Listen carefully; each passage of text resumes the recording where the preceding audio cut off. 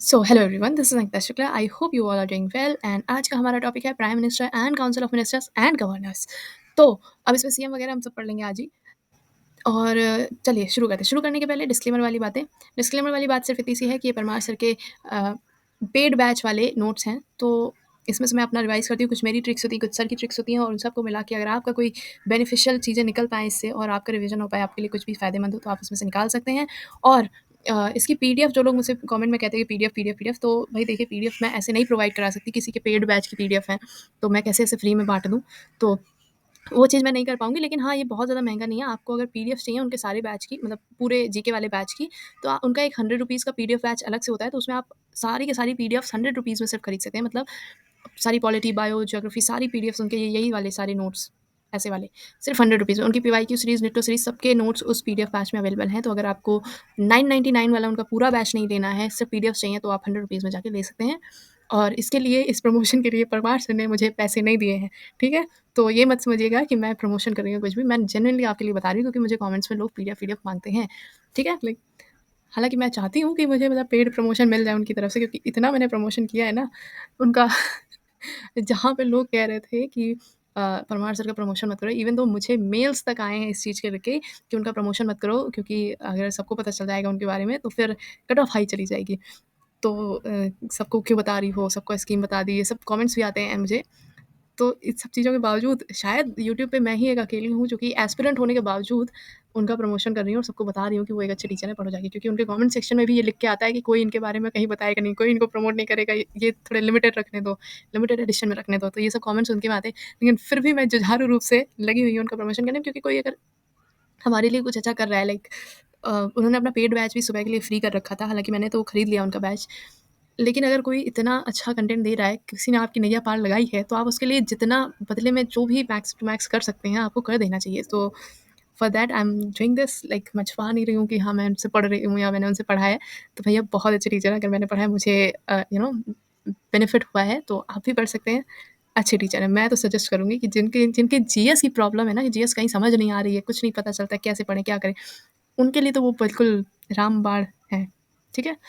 तो बस, चलिए, तो अब अपना टॉपिक शुरू करते हैं। सो पार्ट नंबर 5 क्या कहता है? पार्ट नंबर 5 में है, पार्ट नंबर 5 तो बहुत बड़ा है, लेकिन द सीएम एंड सीओएम्स जो हैं वो पार्ट नंबर 5 में ही आते हैं। पार्ट नंबर 6 में गवर्नर वगैरह आ जाते हैं। हम सीएम वगैरह सब पढ़ने वाले हैं, तो अब शुरू करते हैं। देखिए, पीएम कौन होता है? जैसे कोई पार्टी जो है वो जीत गई, चुनाव जीत गई, तो उसने क्या किया, अपनी सब में से एक लीडर चुना। लीडर का मतलब ये नहीं कि उनका पार्टी अध्यक्ष है, पार्टी अध्यक्ष अलग चीज़ हो जाती है, ठीक है?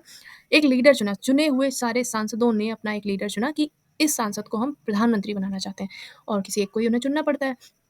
तो वो प्रधानमंत्री बन जाता है। फिर वो प्रधानमंत्री कुछ मिनिस्टर्स को चुनता है, को चुनता है, उन्हें मिनिस्टर्स बनाता है। बनाता नहीं है, बनवाता है। मतलब प्रेज़िडेंट को सलाह देगा कि इन लोगों को ये मिनिस्टर बनाना है, और प्रेज़िडेंट उनको बना देगा। उसमें प्रेज़िडेंट कोई चीज़ भी मना-वना नहीं करता है, सब बात मान जाता है। प्रेज़िडेंट बहुत अच्छे होते हैं। सो फिर उसके बाद में जो पीएम है, ये काउंसिल ऑफ मिनिस्टर से डिफरेंट-डिफरेंट काम करवाते हैं। जैसे कि ये रेलवे मिनिस्टर से रेलवे से रिलेटेड काम कराएँगे, फाइनेंस मिनिस्टर से फाइनेंस से रिलेटेड काम कराएँगे, ठीक है? अब classification of different ministers not mention in constitution, मतलब कि कौन-कौन से मिनिस्टर्स होंगे, या क्या-क्या मिनिस्टर्स बनने के लिए क्वालिफ़िकेशंस हैं, ये सब चीज़ें कहीं पे भी मेंशन नहीं की गई हैं कॉन्स्टिट्यूशन में, ठीक है? अब हम बात करेंगे डायरेक्ट प्राइम मिनिस्टर। यहाँ पे ये काउंसिल ऑफ मिनिस्टर्स लिख गया है, इसको एकदम हटा दीजिए। काउंसिल ऑफ मिनिस्टर्स मैं इधर ही बताती जाऊँगी। यहाँ पे ये स्टेट की सीएम वगैरह डिफरेंस है कि इसमें डिफरेंस क्या है। तो कुछ खास डिफरेंस नहीं है, जहाँ-जहाँ थोड़ा बहुत डिफरेंस है वो बताती जाऊँगी। बाकी आपका सीएम और स्टेट लेवल पे जो काउंसिल ऑफ मिनिस्टर्स होता है, वो सब कुछ आपका कवर होता जाएगा। आर्टिकल नंबर 74 से प्राइम मिनिस्टर स्टार्ट होना है, और आपको इसमें सिर्फ इतना ही याद रखना है कि आर्टिकल नंबर 74 से प्राइम मिनिस्टर के बारे में और काउंसिल ऑफ मिनिस्टर्स के बारे में आर्टिकल स्टार्ट होते हैं। उसके आगे का सब कुछ मैं ट्रिक से याद करा दूँगी। उस ट्रिक को याद करने के पहले ज़रूरी है कि हम इन सब चीज़ों को समझ लें, तभी ट्रिक याद होगी, ठीक है? तो चलिए शुरू करते हैं। तो आर्टिकल नंबर 74 क्या कहता है? There will be a council of ministers which will be headed by prime minister, and the council of ministers किस लिए होंगे? To aid and advise president, ठीक है? तो यहाँ पे 2-3 बातें बोली गई 74 में कि एक काउंसिल ऑफ मिनिस्टर्स होंगे, मतलब मंत्रिमंडल होगा, उसका हेड जो होगा वो प्राइम मिनिस्टर होगा, और जो प्राइम मिनिस्टर जो होगा वो भी काउंसिल ऑफ मिनिस्टर्स का ही पार्ट होता है। जैसे क्लास होती है और क्लास का एक मॉनिटर होता है, तो मॉनिटर भी तो क्लास का ही हिस्सा होता है ना। तो बस उसी तरीके से काउंसिल ऑफ मिनिस्टर्स का हेड हो गया पीएम, पीएम भी काउंसिल ऑफ मिनिस्टर्स का ही हिस्सा है, ठीक है? और इन सब का काम क्या होता है? To aid and advise president, ठीक है? अब ये एडवाइस देंगे प्रेसिडेंट को, क्योंकि सब चीज़ होनी तो प्रेसिडेंट के नाम पे ही है, वो सब हम आगे पढ़ेंगे। तो मान लीजिए इन्होंने कोई एडवाइस जो है काउंसिल ऑफ मिनिस्टर्स ने प्रेसिडेंट को दे दी, तो क्या प्रेसिडेंट मानने के लिए बाध्य है? कुछ बाध्य है, कुछ बाध्य नहीं है, मैं बताती हूँ कैसे। पहले क्या हुआ था इंदिरा गांधी के टाइम पे जब 42nd कॉन्स्टिट्यूशनल अमेंडमेंट हुआ था, तब क्या कर दिया गया था, बाइंडिंग कर दिया गया था कि हाँ, प्रेसिडेंट अगर काउंसिल ऑफ मिनिस्टर्स ने, पीएम ने और काउंसिल ऑफ मिनिस्टर्स ने मिलकर कोई बात बोली है, प्रेसिडेंट को कुछ एडवाइस दिया है कि ये बिल पास कर दो, प्रेसिडेंट को पास करना ही पड़ेगा, प्रेसिडेंट को बात माननी पड़ेगी। तो पहले बाइंडिंग थी, लेकिन फिर हुआ 44th कॉन्स्टिट्यूशनल अमेंडमेंट और उसमें एक चीज़ डाली गई कि एडवाइस जो दे रहे हैं काउंसिल ऑफ मिनिस्टर प्रेसिडेंट को, तो प्रेसिडेंट जो है वो वापस एक बार इन लोगों को रिकंसिडरेशन के लिए भेज सकता है कि एक बार फिर से सोच लो, देखो ये चीज़ नहीं अच्छी है या कुछ भी, जो भी प्रेसिडेंट को नहीं सही लग रहा है, वो अपना पॉइंट रख के इनको भेजेगा वापस। लेकिन अगर फिर से इन्होंने पास करके उसको दोबारा से प्रेसिडेंट के पास में भेज दिया, तो फिर प्रेसिडेंट बाइंडिंग हो जाता है उसको मानने के लिए, फिर दोबारा वाले में प्रेसिडेंट को मानना ही पड़ेगा। ठीक है? यहाँ पे लिखा भी हुआ है, पहली बार लौटाया जा सकता है, दोबारा में मानना पड़ेगा। अब क्या कर रहे हैं, अब यही चीज़ सेम टू सेम आर्टिकल हम स्टेट में देखेंगे। यहाँ पे पीएम था, उसको सीएम कर दो। यहाँ पे जहाँ पे काउंसिल ऑफ मिनिस्टर्स है, वहाँ पे यहाँ पे भी काउंसिल ऑफ मिनिस्टर्स रहेंगे और प्रेसिडेंट की जगह पे बस गवर्नर हो जाएगा। ठीक है? बाकी सब कुछ सेम टू सेम है। देखो, इसमें ऐसे लिख दिया जाएगा, स्टेट में मतलब राज्य में, प्रदेश में, इसका मैं हिंदी बता देती हूँ। प्रदेश में कि इसको राज्य वाले स्तर पे कैसे बोला जाएगा, ये बोला जाएगा, प्रदेश में एक मंत्रिमंडल होगा, जिस मंत्रिमंडल का हेड जो है वो सीएम होगा और सीएम की सलाह पे ही उस मंत्रिमंडल के सदस्य मंत्रियों की नियुक्ति होगी गवर्नर के द्वारा। ठीक है? गवर्नर को सीएम सलाह दे देगा और फिर मंत्रिमंडल की नियुक्ति हो जाएगी। लेकिन यहाँ पे एक डिफरेंस है, यहाँ पे बाइंडिंग वाले में डिफरेंस है। यहाँ पे क्या था, प्रेसिडेंट को दोबारा मानना ही पड़ता था, लेकिन गवर्नर के पास में पावर ज़्यादा है। गवर्नर ऐसा नहीं कर सकता है कि उसको इसका गवर्नर मतलब मजबूर नहीं है कि दोबारा आगे तो मानना पड़े। गवर्नर जो है कितनी भी बार can return any time, any number of time. ठीक है? तो कितनी भी बार गवर्नर जो है वो भेज सकता है वापस उनकी एडवाइस को, उनके बिल को, जो भी है वो कितनी भी बार वापस भेज सकता है। ठीक है? प्रेसिडेंट के पास में ये राइट नहीं होता है। प्रेसिडेंट होता कौन है? हेड ऑफ द कंट्री होता है। क्या डिफरेंस होता है? ये हेड ऑफ द कंट्री होता है प्रेसिडेंट एंड पीएम होता है हेड ऑफ द गवर्नमेंट। ठीक है? सरकार का मुखिया होता है पीएम, देश का मुखिया होता है प्रेसिडेंट। इसको क्या करते हैं, दोनों ही इलेक्ट होते हैं। जो प्रेसिडेंट होता है वो इनडायरेक्टली इलेक्टेड होता है, लेकिन इलेक्टेड होता है। डी जियोर हेड कहा जाता है या फिर नॉमिनल हेड भी कहा जाता है, मतलब नाम मात्र का हेड, बाकी इसका हेड वाला कोई काम नहीं, बस नाम का ही हेड होता है, नाम ही चलता है सिर्फ इनका। इसके बाद में काउंसिल ऑफ मिनिस्टर्स जो होते हैं ये पीएम होते हैं। तो काउंसिल ऑफ मिनिस्टर्स जो है वो हेडेड बाय पीएम, ये सब पढ़ चुके हैं। इसको पीएम को डी फैक्टो मतलब एक्चुअल वाला जो हेड है वो इसको कहा जाता है, रेड हेड भी कहा जाता है। हम ये पढ़ चुके हैं कि 2 टाइप की पार्लियामेंट होती है, सॉरी 2 टाइप की डेमोक्रेसी होती है, एक पार्लियामेंट्री एंड एक प्रेसिडेंशियल। यहाँ पे यूके में पार्लियामेंट्री है, यूएसए में प्रेसिडेंशियल है, लेकिन यूके से हमारी थोड़ी सी डिफरेंट है, क्योंकि यहाँ पे हमारे यहाँ प्रेसिडेंट जो होते हैं वो इलेक्टेड होते हैं, इनडायरेक्टली होते हैं लेकिन इलेक्टेड तो होते हैं। यहाँ पे यूके में प्रेसिडेंट इलेक्टेड नहीं होते हैं, वहाँ पे सिर्फ किंग एंड क्वीन वाला सिस्टम चलता है जो कि वंशानुगत है। वहाँ पे पीएम इलेक्टेड होते हैं, जैसे अपने आप पीएम इलेक्टेड होते हैं। ठीक है? ये सर ने बताया था, पीएम न्यूक्लियस है, देन कैबिनेट है, then minister of state, deputy minister, ये सब चीज़ें इंपॉर्टेंट नहीं है, कुछ एग्जाम में नहीं आएंगी। आगे क्या पढ़ते हैं? अच्छा ठीक है, आर्टिकल नंबर 74 के सब क्लॉज 2 में दिया गया है कि जो एडवाइस दी गई है काउंसिल ऑफ मिनिस्टर्स को, वो बाध्य नहीं है किसी को बताने के लिए। जैसे विपक्ष अगर ये कहे कि ये हमें बता नहीं रहे हैं कि इन्होंने काउंसिल ऑफ मिनिस्टर्स ने प्रेसिडेंट को क्या एडवाइस दी है, और अगर नहीं बता रहे तो हम इन पे केस करेंगे, तो ऐसा नहीं किया जा सकता है। ठीक है? कि ये किसी को भी बताने के बाध्य नहीं होते, ये इनके और प्रेसिडेंट के बीच का पर्सनल मैटर होता है। आर्टिकल नंबर 75 क्या कहता है? Other provision as to ministers. ठीक है? मतलब प्रोविजन आगे हैं। 75 बहुत बड़ा है, इसकी ट्रिक मैं बताने वाली हूँ, तो पहले समझ लेते हैं। तो इसमें पहले तो सब क्लॉज 1 है और सब क्लॉज 1 के अंदर भी 2 सब क्लॉज हैं, और उसके बाद में सब क्लॉज बहुत आगे तक जाएंगे, 6 तक जाना ही जाना है इसको। तो पहले हम 1 पढ़ लेते हैं। 1 में क्या है? अपॉइंटिंग अथॉरिटी है। अपॉइंट कैसे होगा? पीएम को प्रेसिडेंट अपॉइंट कर लेगा, क्योंकि सारे सांसदों ने कहा होगा कि हम इसको पीएम बनाएंगे, तो प्रेसिडेंट ने पीएम को अपॉइंट कर दिया। फिर पीएम क्या करेगा? उन सांसदों में से कुछ लोगों को निकालेगा और उनको सजेस्ट करेगा प्रेसिडेंट को कि इन इन लोगों को काउंसिल ऑफ मिनिस्टर मतलब मंत्री बना दो मंत्रिमंडल में। तो प्रेसिडेंट जो है काउंसिल ऑफ मिनिस्टर्स के भी अपॉइंट कर देगा। तो बेसिकली आप याद कर लीजिए कि पीएम और काउंसिल ऑफ मिनिस्टर जितने हैं वो सारे के सारे प्रेसिडेंट के द्वारा नियुक्त होते हैं, लेकिन जो काउंसिल ऑफ मिनिस्टर्स हैं वो पीएम की एडवाइस पे प्रेसिडेंट के द्वारा नियुक्त होते हैं। ठीक है? वो सब छोड़ दो, ये पढ़ा चुके हैं। अब यहाँ पे 75 में क्लॉज नंबर 1 में सब क्लॉज जोड़ा गया 1A। अब इस 1A और 1B में क्या कहा गया है? तो ये दोनों जो है वो 91st कॉन्स्टिट्यूशनल अमेंडमेंट से जोड़े गए हैं, जिसमें पहले वाले में बोला गया है कि काउंसिल ऑफ मिनिस्टर्स और पीएम की जो स्ट्रेंथ है वो total number of members of house of people के 15% से ज़्यादा नहीं होनी चाहिए। मतलब जितने लोग वहाँ पे हाउस में हैं उसमें से 15% से ज़्यादा मंत्रिमंडल नहीं होना चाहिए। ये लॉ क्यों लगाया गया होगा? आपको पता है क्यों लगाया गया होगा? मैं बताती हूँ। जैसे कि मान लीजिए एक फॉर एग्जांपल कोई मतलब सपोर्ट या वो सब नहीं है, मैं एग्जांपल के तौर पे बताना चाहूँगी। मान लीजिए ये बीजेपी है और ये कांग्रेस है। 2014 के चुनाव हुए और कांग्रेस को ये पता चल गया कि हम नहीं जीतने वाले हैं। ठीक है? अब कांग्रेस को ये पता चल गया कि हम नहीं जीतने वाले हैं और वो सत्ता पे नहीं होंगे, लेकिन फिर भी कांग्रेस एक चाल चल के अपने कुछ मंत्री बीजेपी के उसमें बिठा सकती थी। मतलब सत्ता में अपने कुछ मंत्री बिठा सकती थी। कैसे बिठा सकती थी? मान लो इनकी पार्टी के कुछ लोग हैं, मान लीजिए 3-4 लोग हैं। अरे! हाँ, 3-4 लोग हैं ये मान लीजिए 2 ही लोगों को अभी एग्ज़ाम्पल में लेते हैं। ये 2 लोग हैं, इन लोगों से कहा कि जाओ बीजेपी जॉइन कर लो, मतलब बस ऊपर-ऊपर से नाम मात्र की बीजेपी जॉइन कर लो और जब वहाँ जॉइन हो जाओ, इस शर्त पे जॉइन करो कि हमें अगर जॉइन करेंगे तुम्हारी पार्टी, तो फिर हमें मंत्री तो बनाना ही है इलेक्शन के बाद में, जीतने के बाद में। तो बीजेपी ने कह दिया मान लो कि हाँ, ठीक है तुम आओ हमारी पार्टी में आओ, स्ट्रॉन्ग नेता होंगे और हम तुम्हें मंत्री बना देंगे। फिर ये बीजेपी की पार्टी में चले गए और फिर बीजेपी जो है वो चुनाव जीत गई। जब बीजेपी चुनाव जीत गई और क्योंकि प्रॉमिस किया था तो एज़ प्रॉमिस्ड इन्होंने इन दोनों लोगों को अपने में मंत्री बना दिया, ठीक है? और जैसे ही ये मंत्री बने वैसे ही इन्होंने पलटी खा ली, इन्होंने कहा नहीं-नहीं हम तो कांग्रेस वापस जा रहे हैं। अब ये मंत्री भी बन चुके हैं और अब ये कांग्रेस भी जॉइन कर लेंगे। तो इस तरह से जो ये कांग्रेस पार्टी है ये ऐसा कर सकती थी कि चुनाव हार भी गई लेकिन उसके बावजूद सत्ता में इनके 2 मंत्री हो जाते, ठीक है? तो ये तो चीटिंग वाली बात है ना कि ऐसे तो बहुत सारे लोग बार-बार उधर जॉइन कर लेंगे, मंत्री बन जाएँगे, वापस अपनी पार्टी जॉइन कर लेंगे तो पूरा मंत्रिमंडल दूसरी पार्टी से भर जाएगा। तो वो तरीके से अच्छे तरीके से सरकार चल ही नहीं पाएगी क्योंकि आपस में सामंजस्य नहीं बैठेगा। तो ये सारी प्रॉब्लम्स ना हो इसके लिए यहाँ पे ये 91st कॉन्स्टिट्यूशनल अमेंडमेंट किया गया और इनमें से ये बी वाला क्या कहता है कि दल बदल, मतलब अगर आपने मंत्री बनने के बाद में दल अपना बदल दिया है, तो फिर आपको मंत्री पद भी छोड़ना पड़ जाएगा, ठीक है? अगर आप बीजेपी में मंत्री बन गए हैं, उसके बाद में आप सोचें कि हम वापस कांग्रेस चले जाएँ, तो फिर आपको मंत्री पद छोड़ के ही जाना पड़ेगा, ठीक है? तो यहाँ पे ये वाला एक लाया गया कि आप डिस्क्वालीफाई हो जाएँगे on the grounds of deflection, मतलब दल-बदल करने पे आप डिस्क्वालीफाई हो जाएँगे, can not become minister, minister नहीं बन सकते। और ए वाले में कहा गया कि 15% से ज़्यादा मंत्रिमंडल इंक्रीज़ नहीं हो सकता है, वो इसलिए क्योंकि लोग क्या करते हैं, चुनाव के पहले कहते हैं सांसदों से कि तुम हमारी पार्टी में आ जाओ, तुम्हारी पार्टी में जैसे स्ट्रॉन्ग सांसद है, जैसे कहीं से हैं स्ट्रॉन्ग, उन्हें पता है कि ये दूसरी पार्टी का है लेकिन ये उस जगह पे जीत जाएगा। तो क्या करेंगे, उसको कहेंगे कि तुम आओ हमारी पार्टी में आओ और जीत तो जाओगे ही और अगर हमारी पार्टी जीत गई, तो हम तुमको मंत्री बना देंगे। कोई एक मंत्री का पद दे देंगे तो वो लालच में जाके बनने को तैयार, ऐसे-ऐसे करके सांसद खरीदे जा सकते हैं और इस तरह से कितने भी मंत्रालय बनाते जाएँ, किसी भी नाम पे मंत्रालय बनाते जाएँ, एक-एक मंत्री बना देंगे उन सारे मंत्रालयों का। तो ऐसे मंत्री की पोस्ट बेच-बेच के थोड़ा ना सांसद खरीदे जा सकते हैं। तो ये कहा गया है कि 15% से ज़्यादा जो है मंत्रालय नहीं हो सकते, मतलब 15% से ज़्यादा काउंसिल ऑफ मिनिस्टर्स नहीं हो सकते हैं। फिर हम देखते हैं सब क्लॉज़ 2 क्या कहते हैं। सब क्लॉज़ 2 कहता है कि मिनिस्टर जो हैं, काउंसिल ऑफ मिनिस्टर्स जो हैं वो इंडिविजुअली रिस्पॉन्सिबल होंगे प्रेसिडेंट के लिए और 3 कहता है कि council of ministers are collectively responsible to house of people of Lok Sabha. अब देखो, या तो इसको रटो और या फिर बस ये 2 कीवर्ड्स याद कर लो। इंडिविजुअल रिस्पॉन्सिबल होते हैं प्रेज़िडेंट क्योंकि प्रेज़िडेंट अकेला है। इस देखो याद करने की ट्रिक है, इसका रीज़न बहुत अलग है, वो मैं बता दूँगी क्या है। लेकिन याद करने के लिए ऐसे याद कर सकते हैं कि प्रेज़िडेंट अकेला है, तो उसको सब अकेले-अकेले रिस्पॉन्सिबल होंगे इंडिविजुअल तौर पे। और हाउस ऑफ पीपल लोकसभा में बहुत सारे लोग हैं, तो यहाँ पे ये लोग कलेक्टिवली रिस्पॉन्सिबल हो जाते हैं, ठीक है? अब लोकसभा ये सब तो आपने कनेक्शन याद कर लिया, अब इनका मतलब क्या है? Ministers are individually responsible to president, मतलब ये सब इसका मतलब सिर्फ इतना है कि प्रसाद प्रेज़िडेंट के कार्य करते हैं on the pleasure of president. To the pleasure of president, मतलब प्रेज़िडेंट जब तक इनसे खुश है तब तक ये मंत्री हैं, जिस दिन इनसे नाखुश हो गए उस दिन इनको मंत्री पद से प्रेज़िडेंट डायरेक्ट हटा सकता है, ठीक है?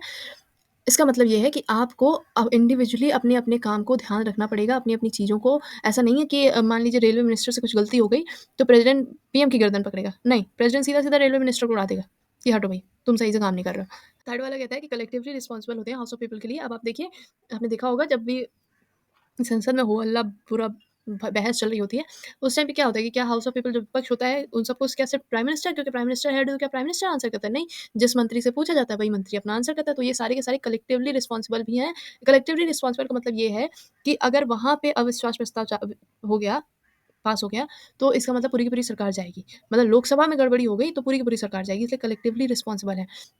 मतलब ये हुआ कि जाएँगे तो सब जाएँगे, 1-2 वहाँ से नहीं जा सकते लोकसभा के सामने से, ठीक है? और प्रेज़िडेंट किसी एक को भी उड़ा सकता है, ठीक है? सब क्लॉज़ 4 क्या कहता है? 75 का सब क्लॉज़ 4 कहता है ओथ, मतलब शपथ प्रेज़िडेंट शपथ दिलाएँगे काउंसिल ऑफ मिनिस्टर्स और प्रेज़िडेंट प्राइम मिनिस्टर को। आर्टिकल नंबर सब क्लॉज़ 5 कहता है कि किसी आउटसाइड मेंबर को पीएम और एनी मिनिस्टर बनाया जा सकता है। मतलब जो कि जिसने कभी चुनाव भी नहीं लड़ा है, आप उसको भी मिनिस्टर बना सकते हैं। कैसे बना सकते हैं? एस जयशंकर प्रसाद का एग्ज़ाम्पल दिया था सर ने इस टाइम पे जब पढ़ाया था ये। तो एस जयशंकर प्रसाद कभी क्या चुनाव लड़े थे? नहीं लड़े थे ना। उनको क्या हुआ, क्योंकि वो अच्छे थे, उनको इन्हें मिनिस्टर बनाना था, तो इन्होंने बना दिया उसको मिनिस्टर। उसके बाद में एक एक वहाँ की बैक एंट्री दिला के राज्यसभा से इनको 6 महीने के अंदर वहाँ से सांसद कर दिया गया, बस। PM can be a member of either of the house of parliament, मतलब पीएम के लिए ज़रूरी नहीं है कि वो लोकसभा का ही हो, राज्यसभा, लोकसभा कहीं से भी हो सकता है। और ये बस रट लीजिएगा आउटसाइड मेंबर को, बस 6 महीने के अंदर-अंदर किसी भी एक उसकी मेंबरशिप लेनी होती है किसी तरीके से, जैसे ही उसको मिनिस्टर बनाया जाता है। सैलरी एंड अलाउंस के बारे में आर्टिकल नंबर सब क्लॉज़ 6 में लिखा हुआ है। डिसाइड कौन करता है? सैलरी और allowance, salary and allowances decide करते हैं पार्लियामेंट, ठीक है? अब यहाँ पे जो वो मैंने कलेक्टिवली रिस्पॉन्सिबल और इंडिविजुअल रिस्पॉन्सिबल वाला बताया था, वो भी बताते हैं क्या होता है। जैसे काउंसिल ऑफ मिनिस्टर्स जो हैं, वो रिज़ाइन कर दें, डेथ हो जाए या वो रिमूव कर दी जाए, तो वो सिर्फ़ एक मिनिस्ट्री की वैकेंट हो जाती है सीट। ऐसा नहीं कहा जाता है कि उनकी जगह खाली हो गई, तो इन वाले दूसरे मिनिस्टर को इनका अतिरिक्त भार दे दिया गया। तो आप देखिए एक जगह वैकेंसी होती है तो दूसरा कोई आके उसको फ़िल कर लेता है। तो अगर काउंसिल ऑफ मिनिस्टर्स में से कोई एक मतलब कोई भी मंत्री गायब हो रहा है, तो उसकी जगह पे वैकेंसी हो जाएगी और दूसरा फ़िल कर देगा। इससे ज़्यादा कुछ फ़र्क नहीं पड़ने वाला। लेकिन अगर पीएम की डेथ हो जा रही है या पीएम रिज़ाइन कर दे रहा है, तो फिर काउंसिल ऑफ मिनिस्टर पूरी की पूरी डिसॉल्व हो जाती है। मतलब हेड ही है तो पूरी की पूरी काउंसिल ऑफ मिनिस्टर्स डिसॉल्व हो जाएगी, सब खत्म हो जाएगा। इसका मतलब दोबारा से चुनाव होंगे, दोबारा से सब चीज़ें होंगी। तो अब या फिर अगर उसी पार्टी को रहना है, तो अपना विश्वास प्रस्ताव कॉन्फिडेंस मोशन प्रूव करें, ठीक है?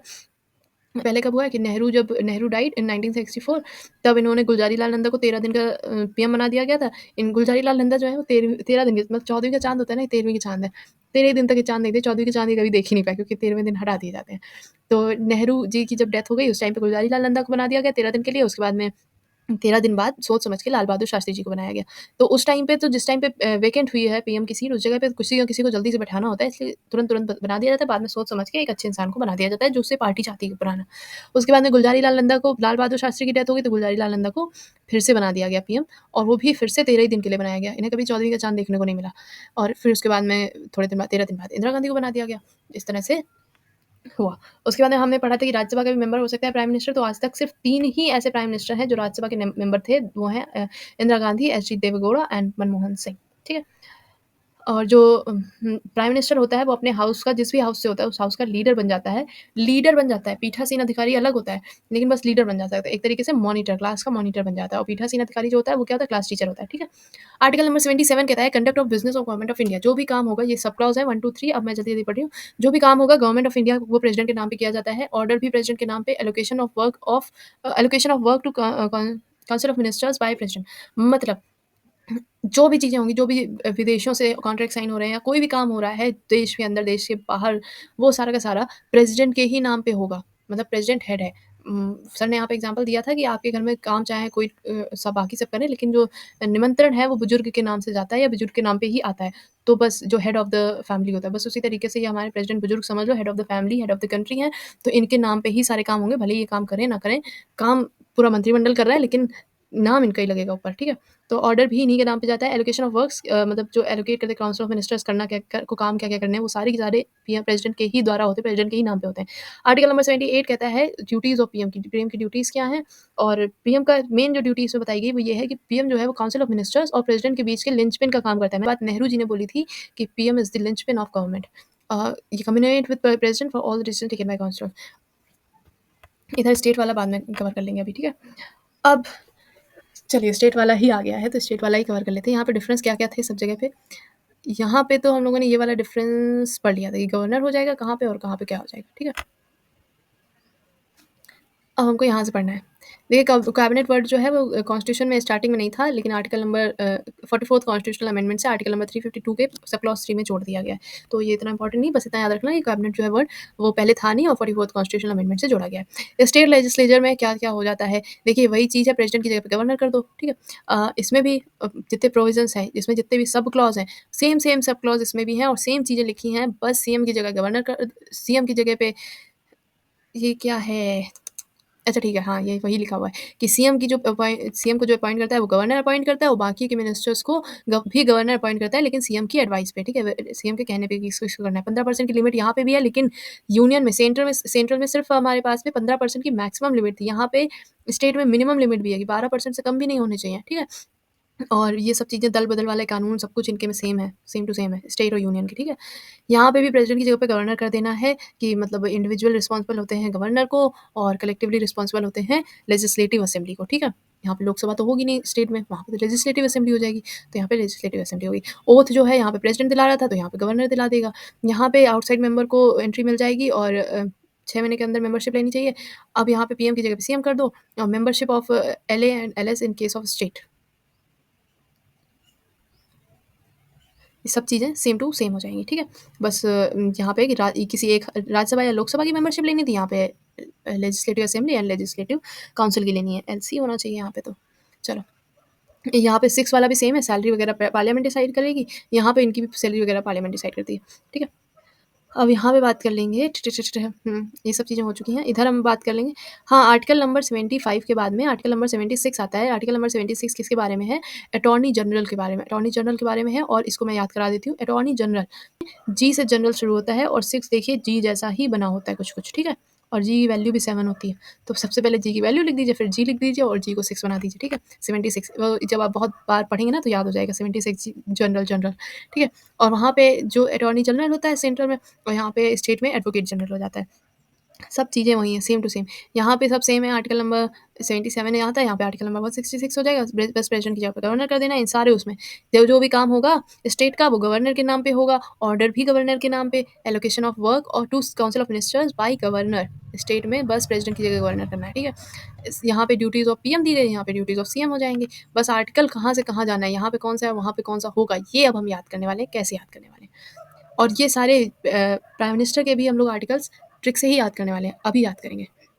पहले हम ये देख लेते हैं कि कहाँ-कहाँ कौन-सा वर्ड चेंज होना है। देखिए जहाँ-जहाँ यूनियन वाले रूल्स में प्रेज़िडेंट लिखा है, वहाँ गवर्नर कर लीजिए। जहाँ पे यहाँ पीएम लिखा है, वहाँ पे वहाँ सीएम कर लीजिए और यहाँ पे काउंसिल ऑफ मिनिस्टर, वहाँ काउंसिल ऑफ मिनिस्टर, यहाँ पे अटॉर्नी जनरल है, वहाँ पे एडवोकेट जनरल कर लीजिए। बात खत्म। यहाँ पे वाइस प्रेज़िडेंट लिखा हुआ है, यहाँ पे होता है क्योंकि यूनियन में, लेकिन यहाँ पे कोई भी वाइस गवर्नर जैसा कोई भी पद नहीं होता है, तो इसको यहाँ पे क्रॉस कर देंगे। बस कुछ डिफरेंसेस जो हैं जैसे कि गवर्नर बाइंडिंग नहीं है मानने के लिए काउंसिल ऑफ मिनिस्टर्स की बातें। दूसरा यहाँ पे 15% मैक्सिमम लिमिट होती है मंत्रालय की और 12% मिनिमम 2 चीज़ें होती हैं, यहाँ पे सिर्फ 15% होती है। यहाँ पे अटॉर्नी जनरल होता है, यहाँ एडवोकेट जनरल होता है। ये सारी चीज़ें बस थोड़ी-थोड़ी डिफरेंसेस जो हैं वो याद कर लेने हैं, बस बाकी कुछ नहीं। अब आर्टिकल्स देखते हैं। ये जो आर्टिकल्स लिखे ना आमने-सामने, ये सेम है, बस यहाँ पे यूनियन के बारे में लिखे हुए हैं और यहाँ पे स्टेट के बारे में लिखे हुए हैं, वही वाली चीज़ें चेंज हैं कि प्रेज़िडेंट को गवर्नर कर दिया गया, पीएम को सीएम कर दिया गया, बाकी सेम टू सेम यहाँ पे भी वही-वही लिखा गया।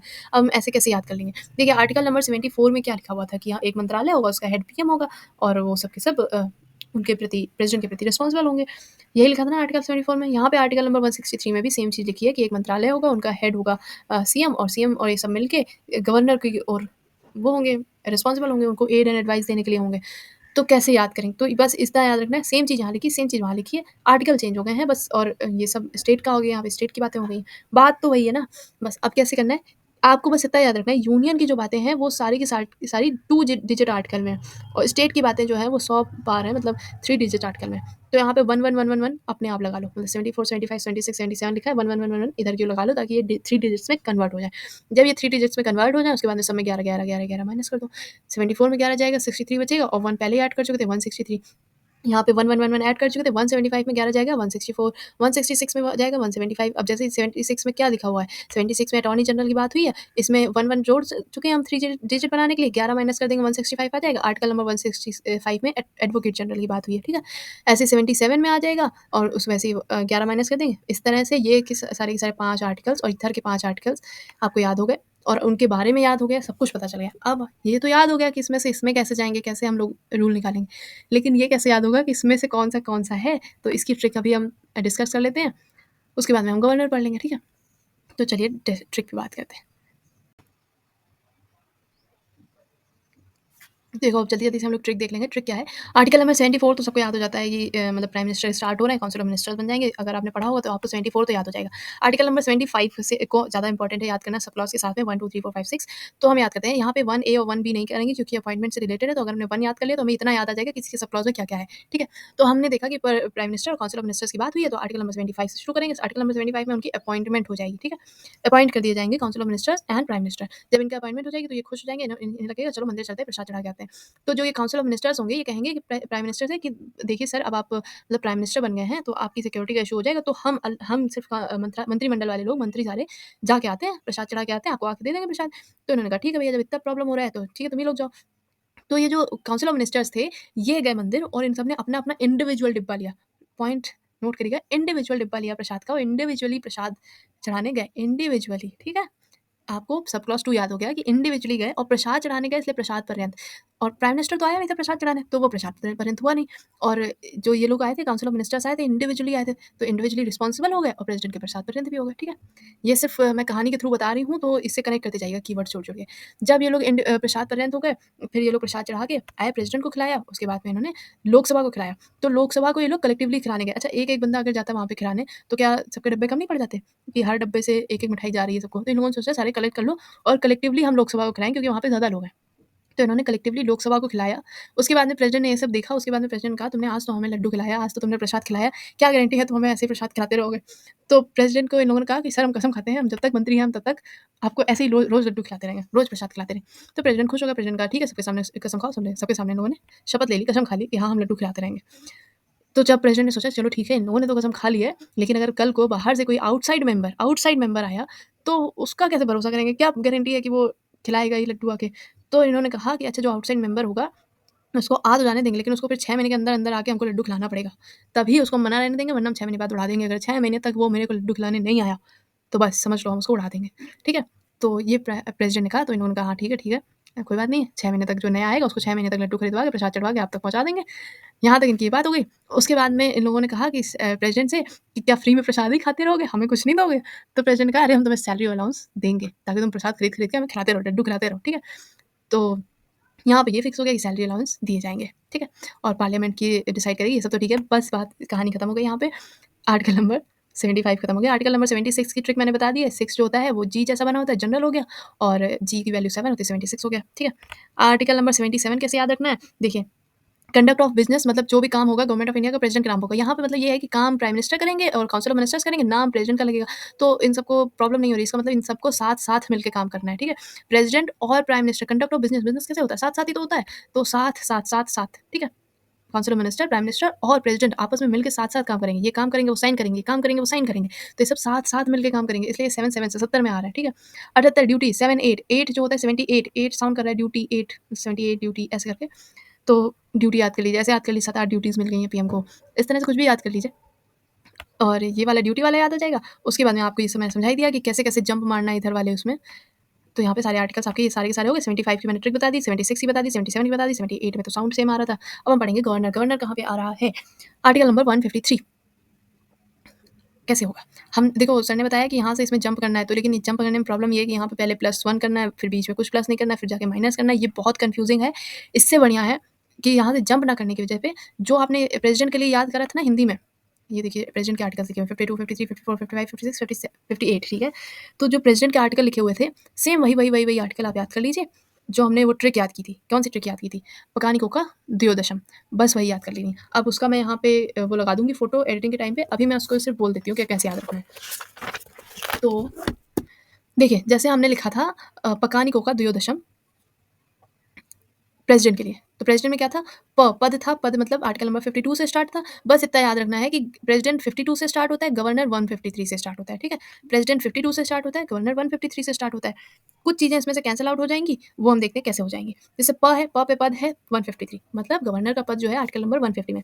क का मतलब हो जाता है कार्यपालिका हेड। गवर्नर जो है उसके पास में एग्ज़ीक्यूटिव पावर होती है स्टेट की। स्टेट के जो कार्यपालिका होता है उसकी पावर्स होती हैं सारी की सारी गवर्नर के पास में ये आ जाएगा आर्टिकल नंबर 50 154 में। 155 में अपॉइंटमेंट पकानी नियुक्ति, नी से नियुक्ति और आर्टिकल नंबर 155 फिर आ रहा है कोका। कोका में हमें प्रेज़िडेंट में को का वैल्यू क्या था? कोटा। कोटा मतलब इलेक्टोरल के मतलब कॉलेज की मतलब कौन-कौन इनके उसमें इलेक्शन में पार्टिसिपेट करेगा। लेकिन गवर्नर का तो इलेक्शन नहीं होता है। गवर्नर को तो डायरेक्ट प्रेज़िडेंट जो है वो अपॉइंट कर देता है, ठीक है? तो जब गवर्नर का इलेक्शन नहीं होगा तो इनके इलेक्शन में कौन-कौन पार्टिसिपेट कर रहा है ये वाली बात ही नहीं आएगी। तो कोका में से को हम काट देंगे। बात आएगी का की। तो का पे आ जाएगा कार्यालय। कार्यालय कौन-सा हो जाएगा? आर्टिकल नंबर 156 क्योंकि 155 के बाद में डायरेक्ट 156 आएगा। बीच में जब है ही नहीं इनका इलेक्शन तो इलेक्शन का मेथड कहाँ से लिखा आ जाएगा? आर्टिकल उसके बाद में है द्वयोदशम। दो में दोबारा इलेक्शन था, दो का मतलब प्रेज़िडेंट वाले में। तो दो जब है ही नहीं, इनका इलेक्शन ही नहीं हुआ तो दोबारा कहाँ से इलेक्शन होगा? तो इलेक्शन वाले जितने भी कीवर्ड्स हैं वो काट दिए जाएँगे, बाकी सबको लाइन से लिखते जाएँगे। दो को काट दिया, आ गया योग से योग्यता आ जाएगा मतलब क्वालिफ़िकेशन आ जाएगा, वो 157 में आ जाएगा। उसके बाद में 158 में कंडीशन मतलब दशाएँ, 2 से दशाएँ, 10 से दशाएँ, श से शपथ आ जाएगी, वो 159 में आ जाएगी। और उसके बाद में म से उसमें महाभियोग था, इसमें याद रख लीजिए महा रिमूवल क्योंकि इनके लिए महाभियोग नहीं आती यूज़ कर सकते हैं हम वर्ड ना, तो 160 में इनका महा रिमूवल हो जाएगा। ठीक है? Discharge of function of governor in some access 161 में क्या आ जाएगा पार्डनिंग पावर वहाँ पे आर्टिकल 72 में पहुँच गए थे हम लोग करते-करते पार्डनिंग पावर क्षमा दो मैंने याद किया था कि 7-2 तो 2 मतलब 2 क्षमा दो, ठीक है? यहाँ पे क्या हो जाएगा कि माफ़ करना है इनका 160 में रिमूव किए गए उसके बाद में इनको माफ़ करना कहा जाएगा, ठीक है? पॉइंट ऐसे याद कर दीजिए बाद में है तो इसके बाद में वही आएगा। Extent of executive power of state ये सब आपको रटने पड़ेंगे कि 162 में एक्सटेंट हो जाती है एग्जीक्यूटिव पावर उनकी। गवर्नर के बारे में हम पढ़ लेते हैं गवर्नर होता है क्या? देखिए गवर्नर जो होता है वो प्रेसिडेंट के द्वारा अपॉइंट किया जाता है डायरेक्ट, ठीक है? और इसके लिए कुछ रूल्स होते हैं जैसे कि ये टाइटलर हेड होता है स्टेट का मतलब स्टेट जैसे कि प्रेसिडेंट होता है ना नाम का हेड कंट्री का वैसे ये नाम का हेड होता है स्टेट का इसके पास काम कुछ नहीं होता है बस नज़र रखनी होती है कि सब सही कर रहे हैं कि नहीं कर रहे हैं और इसको सेंटर का एजेंट भी कहते हैं क्योंकि ये सेंटर की तरफ से अपॉइंट किया जाता है प्रेसिडेंट अपॉइंट करता है और देखता है कि सारे राज्यों में काम सही से हो रहा है कि नहीं हो रहा है और वो सारा का सारा वहाँ पे चुगली करता है सेंटर में कि देखो यहाँ पे ये हो रहा है यहाँ पे ये हो रहा है इस स्टेट में ये हो रहा है जिस स्टेट में भी भेजा जाता है यहाँ की चुगली करता है। इसको एजेंट ऑफ सेंट्रल गवर्नमेंट भी कहते हैं, ठीक है? नॉमिनी ऑफ सेंट्रल गवर्नमेंट भी कहते हैं। सुप्रीम कोर्ट ने ये कहा है कि governor of state is not employment under central government. ये चीज़ बस रट लीजिए और कुछ नहीं। Entitled to such emoluments as decided by parliament, मतलब इनके भत्ते वत्ते सब जो है वो पार्लियामेंट डिसाइड करेगी। PM of India without becoming a union of cabinet minister, ऐसे कौन से पीएम हैं जो यूनियन के ऑफ कैबिनेट मिनिस्टर बने बगैर पीएम बन चुके थे? वो थे एच डी देवगौड़ा। ये वन लाइनर क्वेश्चन है, आपको याद करने पड़ेंगे, रखने पड़ेंगे। रेजिंग देखिए नेशनल फ्लैग, ये सब तो हम सब पढ़ चुके हैं। इंडिपेंडेंस डे पे पीएम जो है वो रेज करता है नेशनल फ्लैग, रेड फोर्ट पे करता है। रिपब्लिक डे पे जो है वो ये सब हम पढ़ चुके हैं। एनफोर्समेंट ऑफ कॉन्स्टिट्यूशन फर्स्ट, इसमें जो सब बेकार की चीज़ें मतलब पढ़ चुके हैं पहले का। अटल बिहारी वाजपेयी ने क्या किया था? Served as PM for 13 days. हाँ, 13 दिन की इनकी सरकार बनी थी, फिर सरकार गिर गई थी, नो कॉन्फिडेंस मोशन जो है वो पास हो चुका था। ग्रीन मिनिस्ट्री का मतलब क्या होता है? ग्रीन मिनिस्ट्री किसे कहा जाता है? Minister of new and renewable energy को ग्रीन मिनिस्ट्री कहा जाता है। और यहाँ पे हमारा ये पूरा टॉपिक खत्म हुआ है। जिसको ट्रिक समझ आ गई है वो कर लीजिए, नहीं समझ में आई है तो दोबारा वीडियो देख लीजिए, आपको आ जाएगी। आर्टिकल नंबर 75 जो है, आपको लग रहा होगा कि मैंने बहुत ही ईजी मतलब बेकार से ट्रिक बताई है या शायद ये ना याद है, लेकिन ये पक्का याद रहेगी। बस ये याद रखिएगा कि जो काउंसिल ऑफ मिनिस्टर्स और पीएम है उनकी अपॉइंटमेंट हुई, उनको प्रसाद चढ़ाने जाना था, तो काउंसिल ऑफ मिनिस्टर्स ने पीएम को जाने नहीं दिया कि वो बड़े हैं भाई, वो ना जाए, तो ये अपना खुद ही चलेगा। और इन लोगों ने अपना इंडिविजुअल डिब्बा खरीदा प्रसाद का, और प्रसाद का इंडिविजुअल डिब्बा खरीदा और प्रसाद चढ़ा के फिर प्रेसिडेंट के पास पहुंचे, ठीक है? प्रेसिडेंट को इन्होंने प्रसाद खिलाया, फिर प्रेसिडेंट के बाद में लोकसभा में गए, लोकसभा में इन्होंने अपने अपने डिब्बे कलेक्ट कर लिए हैं और एक साथ लोकसभा वालों को प्रसाद बांटा है। उसके बाद में प्रेसिडेंट ने इनसे कहा कि तुमने आज हमको प्रसाद खिला दिया, लेकिन तुम कैसे, हम मान लें कि रोज़ तुम हमें ऐसे ही प्रसाद खिलाओगे, हमारी बात मानोगे या प्रसाद खिलाओगे? तो इन सबने कसम खा ली कि हम रोज़ आपको ऐसे ही प्रसाद खिलाएँगे। जब इन्होंने प्रेसिडेंट ने सोचा कि ये तो इनको तुमने कसम खिला दी, लेकिन जो आउटसाइड मेंबर आएगा वो मुझे प्रसाद खिलाएगा कि नहीं खिलाएगा, तो प्रेसिडेंट ने ये रूल बना दिया कि 6 महीने के अंदर-अंदर आके वो हमें प्रसाद खिला दे, वरना फिर हम उसको हटा देंगे, हम उसको मिनिस्टर नहीं बना रहने देंगे। ठीक है? और उसके बाद में जब ये सब बातें हो गई, फिर तो मिनिस्टर्स ने कहा कि भई प्रसाद तो खा रहे हो, फ्री में खा लोगे, हमें कुछ नहीं दोगे? तो इन्होंने प्रेसिडेंट ने कहा नहीं, तुम्हें सैलरी अलाउंस हम देंगे। तो ये जो कहानी मैंने सुनाई है ना, तो इसमें एक क्रम आ चुका है, इससे आपको ये याद रहेगा कौन से सब क्लॉज़ में कौन-सी बातें हुई हैं। अच्छा, सब क्लॉज़ 1 ए एंड 1 बी के बारे में ये बता दूँ कि जब आप अपॉइंटमेंट याद करेंगे तो आपको अपने आप ये 15% का कोटा और दल-बदल ये दोनों ही याद आ जाएँगे। नहीं याद आ रहे हैं तो फिर याद आ जाएँगे, ठीक है? तो स्टेट वाले भी सारे आपको याद कर लेने हैं। ऐसे ही स्टेट में जो मैंने ये बताया है गवर्नर जनरल वाला नहीं सॉरी, हाँ, गवर्नर वाला जो मैंने बताया है उसको प्रेज़िडेंट वाली ट्रिक से ही याद करिएगा, ये वाला। जो मैंने प्रेज़िडेंट की ट्रिक पकानी को का दियो दशम में को और दू को हटा के बाकी सारे लाइन से 153, 154, 155 ऐसे करके 160 तक आप पूरा लिख दीजिए, ठीक है? और वही-वही चीज़ें हैं जो उसमें आ रही हैं, बस को और दू हटा दीजिएगा। क्योंकि यहाँ पे अगर प्लस माइनस करेंगे तो वो बहुत ज़्यादा कन्फ्यूज़िंग हो जाएगा, तो मैंने क्या किया उसी से कर लिया है। आई होप ये पूरा का पूरा सेशन आपके काम आ जाए। थोड़ी-सी चीज़ें धीरे-धीरे जटिल होती जा रही हैं, तो ट्रिक्स बनाना उतना आसान नहीं रह रहा है, लेकिन फिर भी मैं कहानियाँ बना-बना के याद कर रही हूँ। जैसे ही अपना याद कर रही हूँ वैसे ही आपको बता देती हूँ, तो आप लोग भी याद कर लीजिए। जो कहानी मैं बताती हूँ उसको एक बार अपने माइंड में खुद से उसको फिगर आउट करने की, फ्रेम आउट करने की कोशिश करिए, आपको अच्छे से समझ में आ जाएगी और सारी चीज़ें याद भी हो जाएँगी। So that's it for today, bye bye.